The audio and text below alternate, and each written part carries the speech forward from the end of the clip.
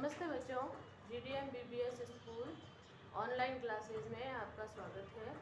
आज हम कक्षा 10 में संस्कृत विषय पढ़ रहे हैं। इसमें आज हमने लिया है अपना ग्रामर का भाग, जिसे टॉपिक हमारा है प्रत्यय। आज हम प्रत्यय करेंगे, तो सबसे पहले आप प्रत्यय की परिभाषा देख लीजिए कि प्रत्यय क्या होता है। सामान्य रूप से आप जानते हैं, शब्द या धातु के जो पीछे जुड़कर उसके अर्थ में परिवर्तन कर देते हैं, उन्हें क्या कहते हैं? प्रत्यय। इस परिभाषा को आप लिख लीजिए। क्या है परिभाषा?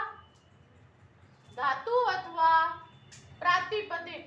प्रातिपदिक यानी होता है मूल शब्द, जिसमें किसी भी प्रकार की कोई विभक्ति न लगी हो, सिर्फ जो मूल शब्द होता है उसे संस्कृत भाषा में कहा जाता है प्रातिपदिक। तो धातु अथवा मूल शब्द या प्रातिपदिक के बाद जिनका प्रयोग किया जाता है अथवा जो उनके पीछे जुड़ते हैं, प्रयोग किया जाता है, उन्हें क्या कहते हैं? प्रत्यय कहते हैं। प्रत्यय के भेद। प्रत्यय मुख्य रूप से 3 प्रकार के होते हैं प्रत्यय: कृत प्रत्यय, तद्धित प्रत्यय और स्त्री प्रत्यय। अब तीनों में भेद क्या है, कौन से प्रत्यय किसके पीछे लगते हैं, वो आप समझेंगे। पहला है कृत प्रत्यय। कृत प्रत्यय वो होते हैं जिन प्रत्ययों का प्रयोग धातु आपको पता है, धातु कहते हैं क्रिया को, यानी कार्य। पढ़ना, दौड़ना, रोना, हंसना, ये सब क्या है?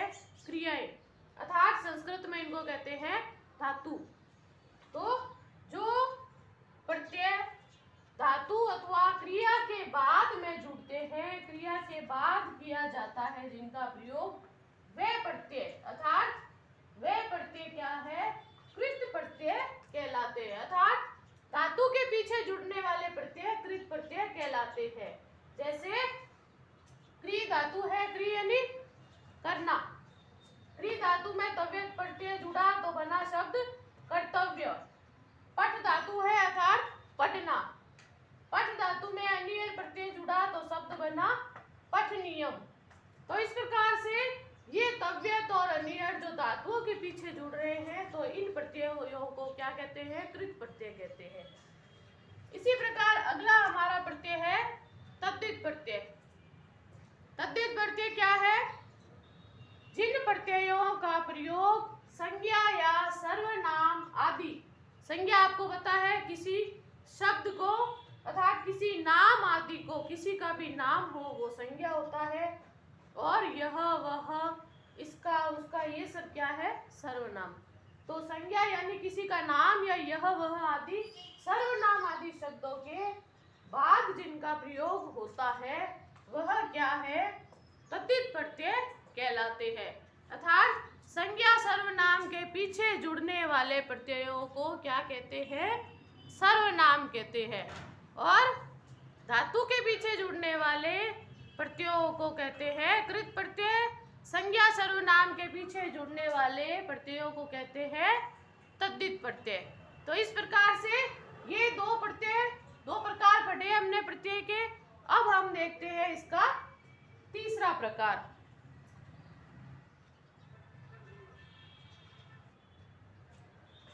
तीसरा प्रत्यय का भाग है स्त्री प्रत्यय, अर्थात जिन प्रत्ययों का प्रयोग पुल्लिंग शब्दों को स्त्रीलिंग में परिवर्तित करने के लिए किया जाता है, वे स्त्री प्रत्यय कहलाते हैं।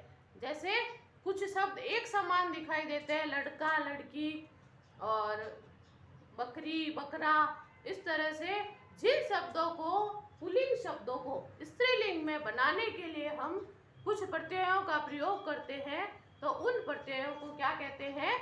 स्त्री प्रत्यय। अर्थात उदाहरण के रूप में आप देखोगे, जैसे कुमार शब्द है, उसमें गिप प्रत्यय लगा, गिप के क का क्या है? लोप हो जाता है, और आधे प का भी लोप हो जाता है, बचा क्या? सिर्फ ई। तो कुमार शब्द में ई, गिप का ई लगने शब्द बना कुमारी, अर्थात पुल्लिंग से स्त्रीलिंग में परिवर्तित हो गया। जैसे अज, अज यानी होता है बकरा, तो अज में टाप प्रत्यय लगाया, टाप के ट और प के प का, इन दोनों का लोप हो जाता है, सिर्फ आ शेष रहता है।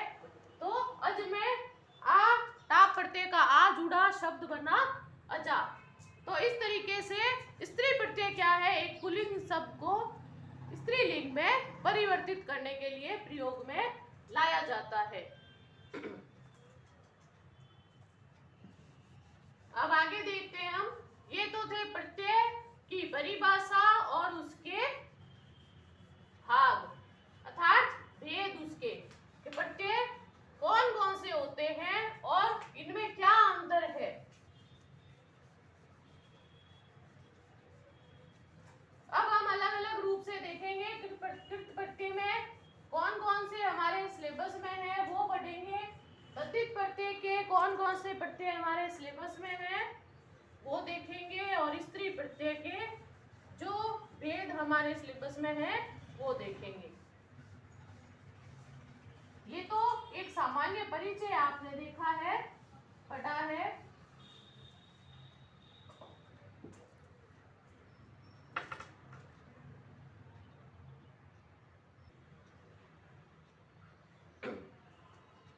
इसमें कृत प्रत्यय में पहला भाग आप पढ़ोगे सत्री प्रत्यय। पिछली कक्षा में आप पढ़ चुके हैं ये सत्री प्रत्यय। सत्री का देखो स और त्री, इसमें स का लोप हो जाता है, पीछे अ शेष रहता है, और स का अ और रिकार का लोप हो जाता है नीचे वाले री का, और शेष क्या रहता है, अत। अत शेष रहेगा, अर्थात सत्री प्रत्यय की पहचान है, पीछे आपको अत या अन दिखाई देगा, अर्थात शब्द के पीछे शेष अत या अन रहता है, तो उससे आपको शब्द दे तो आप शब्द की पहचान कर सकते हैं। अब देखिए सत्री प्रत्यय, इसकी परिभाषा, अर्थात इसमें किस प्रकार इसकी पहचान होती है, किस तरह से शब्द बनाए जाते हैं वो देखते हैं। वर्तमान काल के अर्थ में, अर्थात वर्तमान काल के अर्थ को बतलाने के लिए, जैसे गच्छन यानी जाते हुए, वर्तमान का शब्द है गच्छन, लिखन यानी लिखते हुए, इस अर्थ में यानी वर्तमान काल के अर्थ को बतलाने के लिए परस्पैपदी धातुओं के साथ हम सत्री प्रत्यय लगता है या सत्री प्रत्यय का प्रयोग करते हैं। इसका अत शेष रहता है, जैसा कि मैंने बताया, श और री का क्या है, लोप हो जाता है। इसमें पुल्लिंग में, अर्थात तीनों रूपों में इसके शब्द बनते हैं, तो पुल्लिंग में इसका शब्द दिखाई देगा आपको, वो पठत के समान होगा, पठत, अत शेष रह रहा है। और स्त्रीलिंग में अगर हम देखें तो नदी के समान इसका रूप बनेगा, और नपुंसक लिंग में जगत के समान इसका रूप दिखाई देगा आपको। अब इसका उदाहरण देख लेते हैं हम।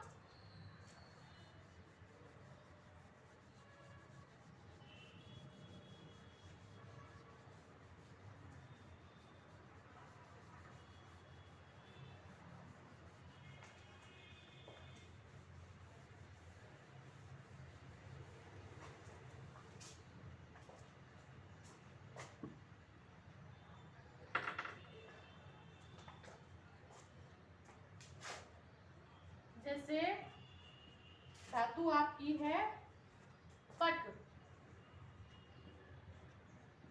प्रत्यय लगा सत्री, तो उसमें इसमें अत शेष रहा और अत या अन शेष रहता है, पहचान है इसकी। पुल्लिंग में इसका रूप बनेगा पठन, यहाँ पे भी पठन कर लेना। स्त्रीलिंग में रूप बनेगा पठका, पठंती। तो आप ये ध्यान रखना, ये नहीं पठंती आ गया तो भाई इसमें तो सत्री ध्यान रखना कि पुल्लिंग में पठन है तो स्त्रीलिंग में इसी सत्री प्रत्यय का शब्द बनेगा पठन्ति, और नपुंसकलिंग में इसका रूप कैसे बनेगा? जगत के समान अर्थात पठत। ठीक है, ऐसे ही लिख का मैंने बता दिया आपको नीचे। पच धातु का देखिए, पच यानी पकाना। अत शेष रहेगा तो पुल्लिंग में क्या बनेगा आपके शब्द? पचन। स्त्रीलिंग में पचन्ति, और नपुंसकलिंग में पचत। ठीक है, तो आप कंफ्यूज मत होना। पुल्लिंग में क्या है?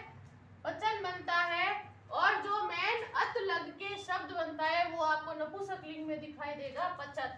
पच धातु में सत्री का अत शेष रहा और वह मिलने पर पच में बना पचत। पुल्लिंग में वो पचन दिखाई देगा और स्त्रीलिंग में पचन्ति। ठीक है, तो ये आपके लिए पहचान है। अगर इस तरीके से शब्द आ जाए तो आप इसमें सत्री प्रत्यय ही बताओगे। और अगर आपको पेपर में ये दे दिया जाए पच प्लस सत्री से आप शब्द बनाइए, तो आपका शब्द कैसे बनेगा? तो आप ये पचन शब्द बनाओगे, या पचत या पचन्ति, तीनों ही सही है। लेकिन इसी तरीके से आप शब्द बना के दिखाओगे। ये शब्द दे दिए जाते हैं पेपर में, इस तरीके से आता है पच प्लस सत्री, नया शब्द बनाइए। पठ प्लस सत्री, नया शब्द बनाइए। तो आपको इस तरीके से शब्द बनाना है। इसमें आपको ध्यान रहना चाहिए कि शब्द किस तरीके से बनेगा।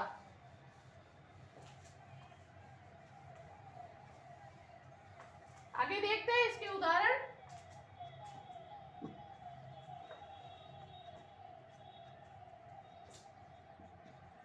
गम प्लस सत्री, अत शेष रहता है तो नपुंसकलिंग में क्या बनेगा? गम से, गम धातु से रूप चलते हैं गच्छति, गच्छत, गच्छन्ति। गम अर्थात गच्छत। पुल्लिंग में गच्छन, और ये स्त्रीलिंग में गच्छन्ति।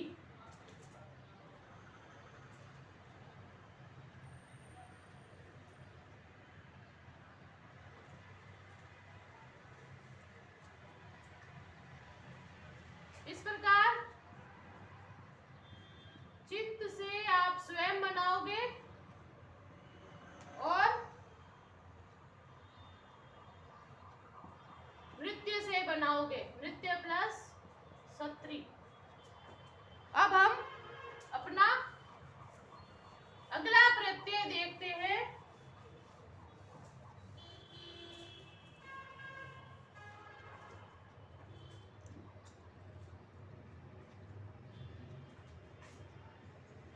वो है सानच प्रत्यय।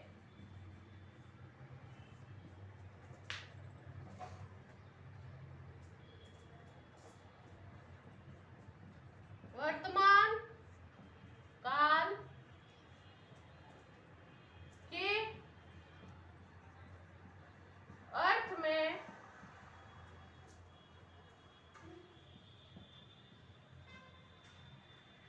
आत्मनेपदी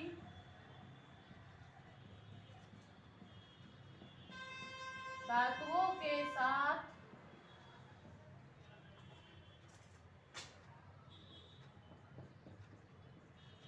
सानच प्रत्यय का प्रयोग होता है।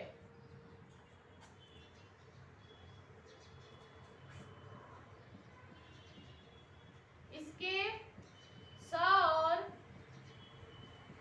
च का लोप हो जाता है। ऐसे सानच के स और आधे च का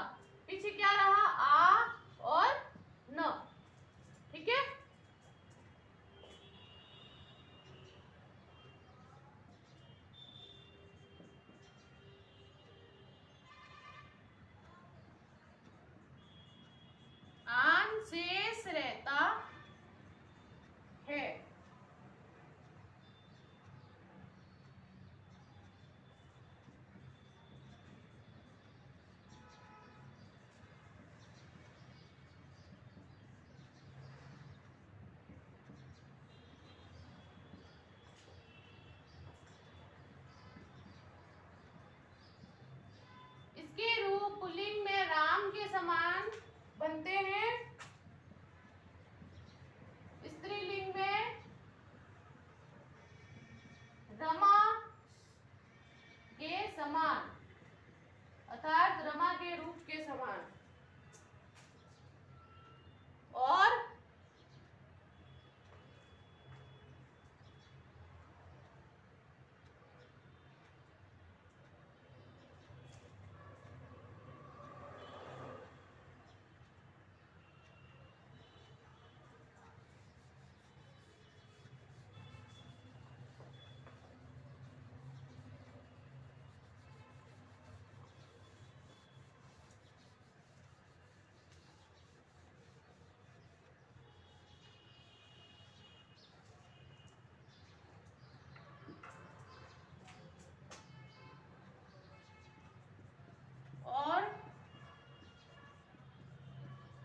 नपुंसक लिंग में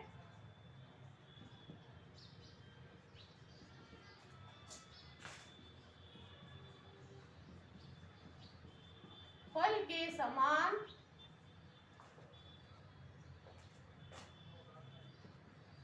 चलते हैं।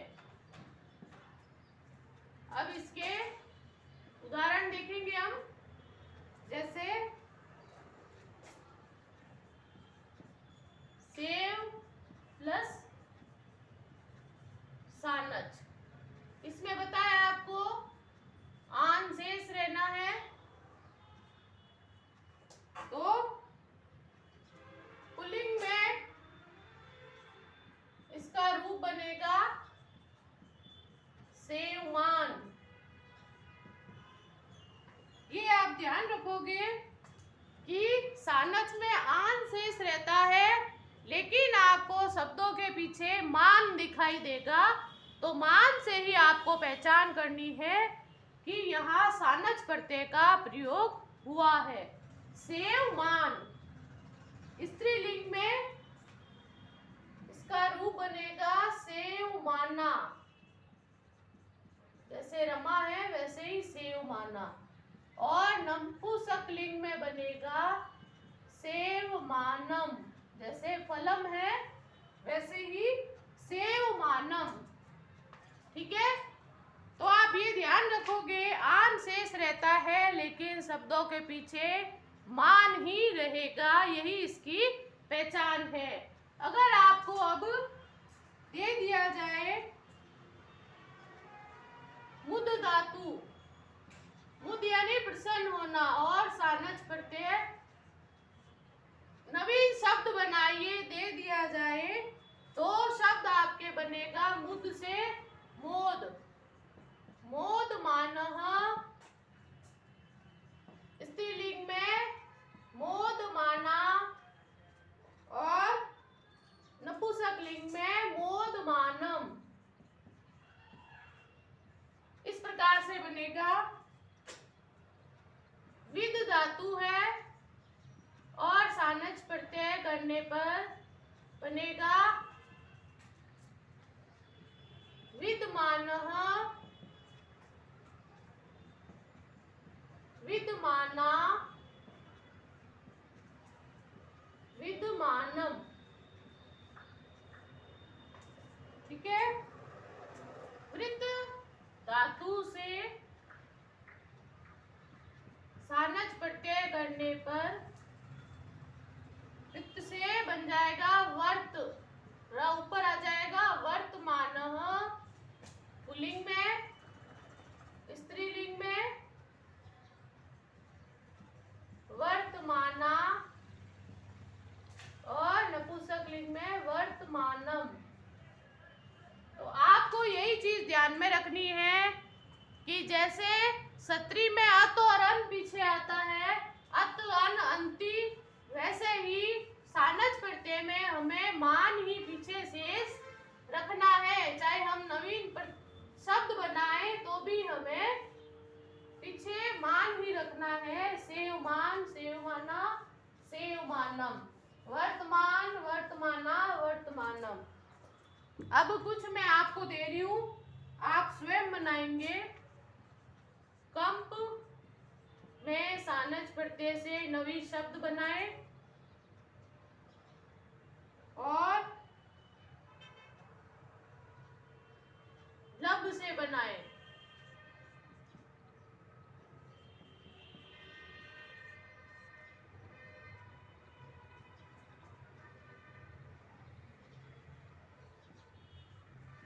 शिक्ष धातु से बनाएंगे सानच प्रत्यय करके।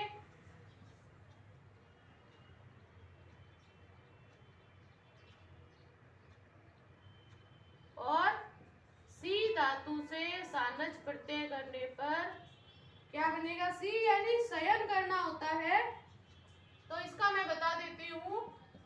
शयानः, शयाना यानी शयन करना, और शयानम इस तरीके से बनेंगे।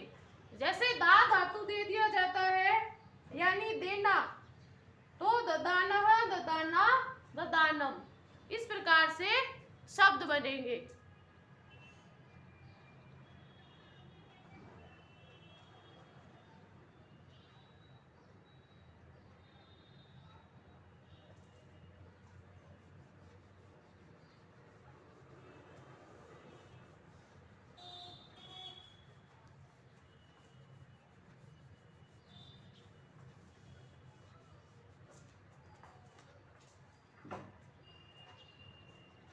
अगला प्रत्यय देखते हैं अब हम।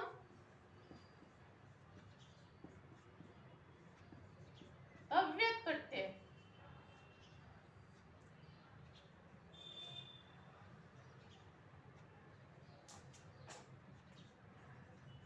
अव्यक्त प्रत्यय का प्रयोग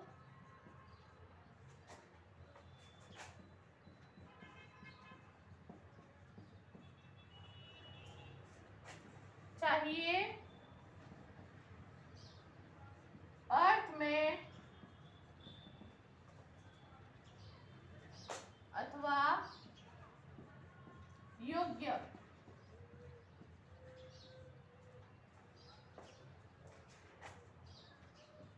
अर्थ में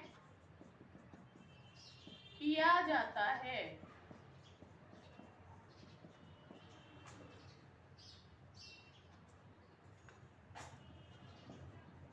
इसका तव्य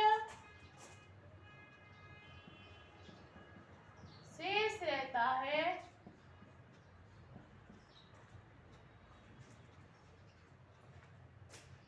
और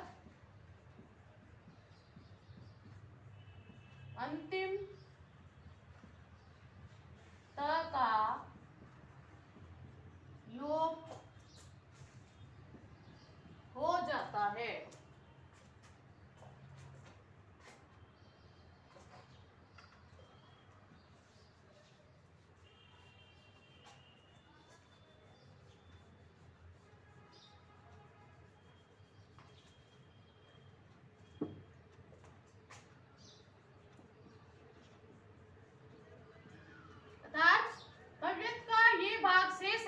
शब्दों में हमें लास्ट में तव्य दिखाई देगा, इस त का क्या है, लोप हो जाता है।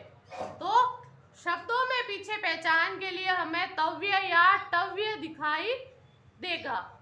अगर आप नवीन शब्द बनाओगे तो भी आपको पीछे तव्य शेष रखना है। अब इसके हम कुछ उदाहरण देख लेते हैं।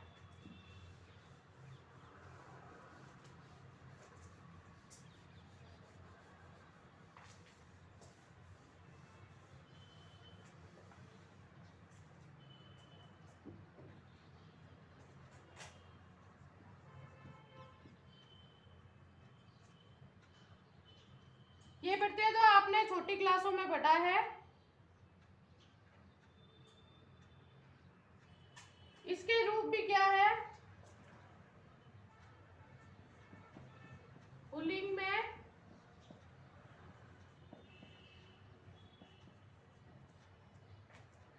राम शब्द के समान दिखाई देंगे। स्त्रीलिंग में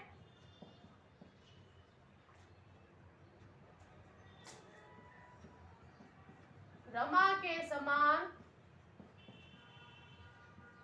और नपुंसक लिंग में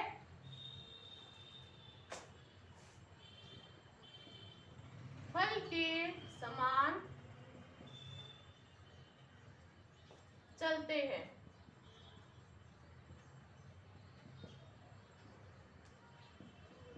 जैसे पठ प्लस तव्यत प्रत्यय जोड़ के शब्द बनाएंगे तो पुल्लिंग में बनेगा पठितव्य।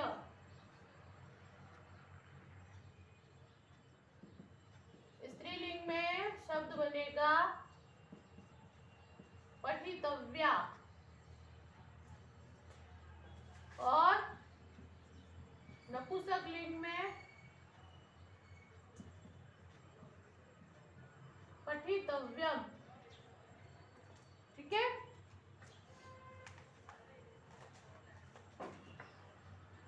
तो अंत में तव्य, तव्या और तव्यम, राम, रमा और फल के समान शब्द बनते हैं। इस प्रकार से भू धातु में तव्यत प्रत्यय, भू से आपको पता है भव शब्द बनता है, भविष्यति, भविष्यत, भविष्यन्ति, भवति, भवत, भवन्ति। इस प्रकार से तो भू का क्या हो जाएगा, भव। शब्द बनेगा भवितव्य। स्त्रीलिंग में भवितव्या, नपुंसक लिंग में भवितव्यम।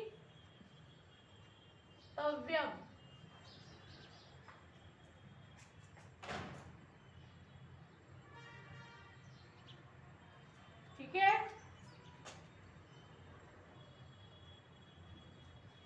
पच धातु से तव्यत प्रत्यय करने पर पकाना तो बनेगा पक्तव्य, पक्तव्या, पकाने योग्य या पकाना चाहिए, पक्तव्यम। इसी प्रकार आप रक्ष धातु से बनाएंगे। एक मैं बना देती हूं, रक्षितव्य। अस धातु से आप स्वयं बनाएंगे,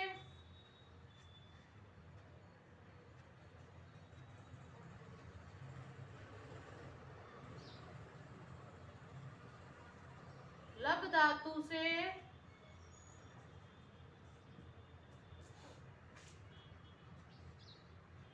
संधि में जैसे मैंने कराया था, लगातार दो पंचम वर्ण आने पर एक क्या होता है, तीसरा हो जाता है लब्धव्य।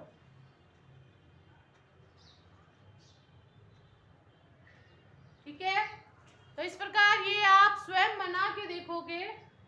ये हमारे कृत प्रत्यय के 3 भाग हो गए। सत्री जिसमें अत शेष रहता है, सानच जिसमें आन या मान दिखाई देगा, और ये हमारा है तव्यत प्रत्यय जिसमें तव्य शेष रहता है। तो इस प्रकार से ये हमने अपने 3 प्रत्यय पढ़ लिए। आप स्वयं इनको वापस देखेंगे, इनकी परिभाषा पढ़ेंगे और इनके उदाहरणों का आप अभ्यास करेंगे। उदाहरण का अभ्यास करने से ही आप पेपर में इसको हल कर सकोगे। बाकी परिभाषा भी कितनी बार ही पढ़ लो, लेकिन उदाहरण का अभ्यास करना आपको जरूरी है।